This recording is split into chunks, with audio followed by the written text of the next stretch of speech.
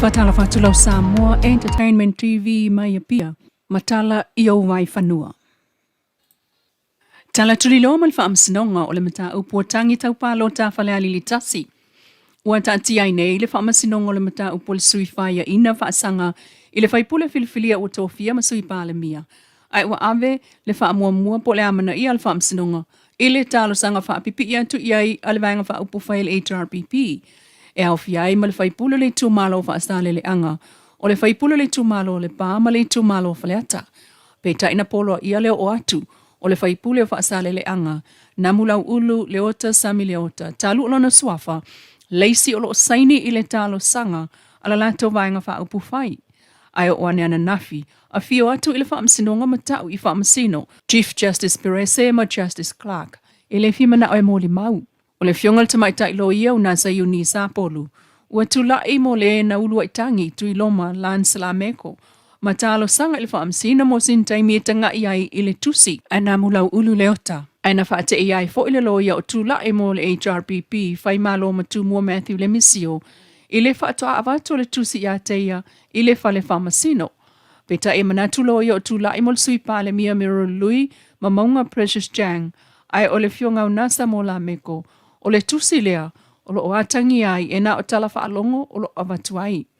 E ui i se te o le faipule ia na mulau ulu, e le fia moli mau petai, na ia saini le talo sanga o le lato HRPP, ma ia tau le whaamsino o moli mau, na tapena ele failau tusi ale HRPP. O lana te lea e le fia moli mau, o lana ia tatau o atu, ona o le polo inga ale whaamasinonga. Petai. Na ta watu ia le whaamsino, wale aisa na ia tau i lalo polo inga le whaamsinonga o atu e moli mau. Ma whaamanatu atu ia e Justice Clark. O le polo ia o ia feso soani i le whaamasinonga. O le tali atu i loma i le talo sanga le HRPP, le la sanga umata i tu e lo ia o ta uailunga. Lea watu e tolo mai i le tae au lea so, le mata upule nei, e ilo ai le la sanga o le talo sanga le HRPP e fia whaapi atu le tangi atu i loma, Fasanga ili faipule to fio lona itu malo. Lea ua avea nei masui pale mio Samoa. Na moli mawina ita i o le malo na vala au liatu. I sao le whaamna tuina o le asa soifua o le tupu. O malo le tau pulenga. O le tupu Peretania tele sale tolu. Le safatino i Samoa i le pōna pō. O le ainga o le asa whanau na tapena i le ofisa o Peretania i Samoa. Ma whaiele whalitali malo le tau mesina i mota. O le awala au lia e au fiaila na fionga i le ama malo le malo tu tasio Samoa. Tui maleli i whanau wa ale toa soa lau vi Leilua. O tai o le malo ma vaenga wha upu whaina iai. O suia malo mai whafo ma le loa loa le tunu na wala au lia wha apitoa. Pei tai o le sauninga leo le asa whanau lona fitus fulu ono le tupu Peretania. Na wha lau loa aloa iai foi. Ma le ave ai o le masiofo le tupu Queen Camilla. Ma wha atina o le wha lapo tonga. Ale to manga mo e pupua ngā tia le Samoa Victim Support Group. O le masiofo na ia tatala aloa ia, le a onga whaata ita ia whanau sa waina, o lo oito tono le Campus of Hope tuana i mato.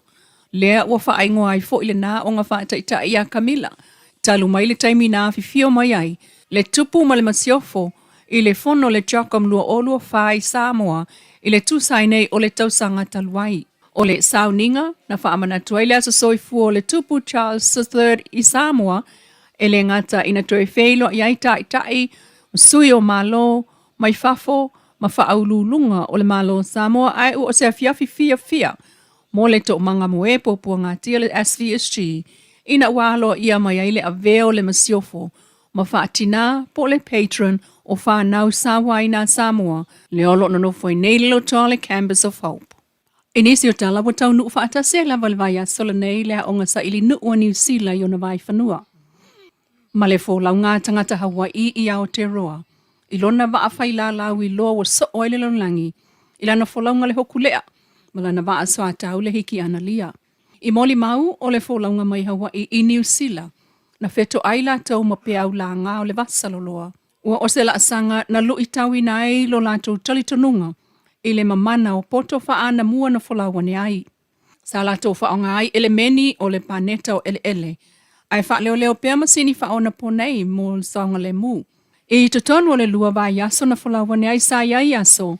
e Leilua se la ma se masina e au pouli ai ua pāti patia ai nei e tangata whalau o Mori New Zealand le tau nuu staunga le muatu le whalaunga le aonga sa ili nuu i sami o le Pasifika ai tutane fo i male manuia le whalaunga a le Society o tangata whalau polensia mai Hawaii i lana hokulea malona swa tau le hiki analia o nava a uma o wha mawina fo i tala wha solpito o le Society o tangata whalau o Samoa talona tali malo ai ina ua tuta mai ai fo'i i o tātou ngātai whale i tausanga ua tuanai na ui mai ai le hokulea i Samoa e amatu ni whaamanuianga a ole i alu i lana ulua i taamelusanga i le laulangi i le se fulu tasi tausanga taluai.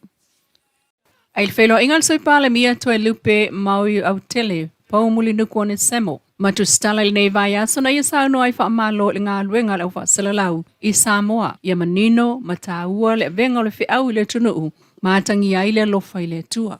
Peta ina pa ilana tala noa i le whaama i le misela matui pui pui ai osu enga whai e tangata na māsalomia lu tātu tunu. Peona iai ia lapeta inga foi i le tūlanga le whaama i le misela. Ia peona sirfia ia ua i lapeta inga ua ia le misela i tātou atumotu tua oi. Ia pe whapenao na awala tuaila ngā luenga tāpena pena. Al tātou mta ngā luenga o soi fo manoloina. Siangal mistama, siangal fo mai. Whaurulunga mta ngā luenga male, mta ngā luenga. Ia, ia tāpena pena tātou tangata. Ina ia pui pui a misela wa alum whanau, tui pui pui. Ia, mo le pui pui mai nei whamai. Pea o sirfia, ia. Tā iaile nei whamai ia i tātou. Ia i tau sanga mawai, lua fe suluiva, lua fe losfulu. Ia, mai se fo ia COVID.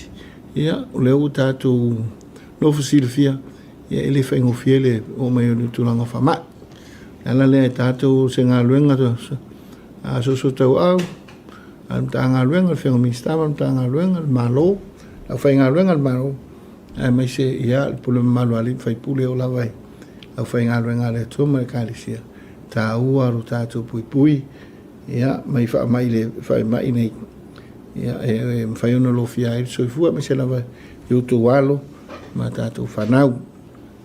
Ia, o le poti mai le whalmai, i le tāos fulua nei, sa iai, e cases lus fululua, sa suspect, i cases o misela, ma ua uma ona whai Jesus o ngā fomai, ma ua mautinoa, ia e negative uma, lava cases nei ia i le whaama i o le misela.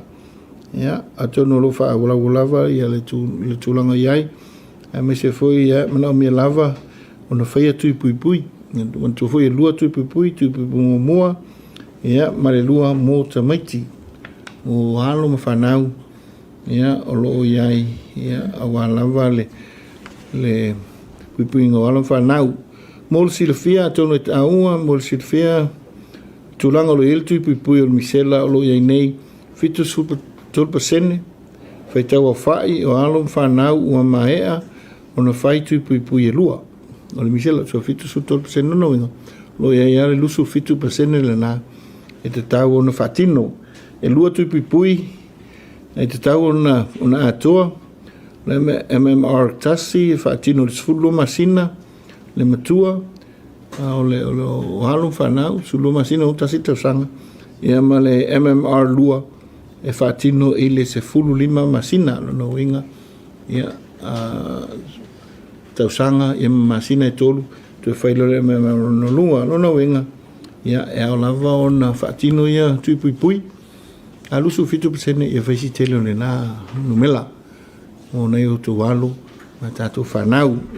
Le awhionga le sui pā le mia Toe lupe po muli nuku o ne semo i le whailo ingam tu stala i le so.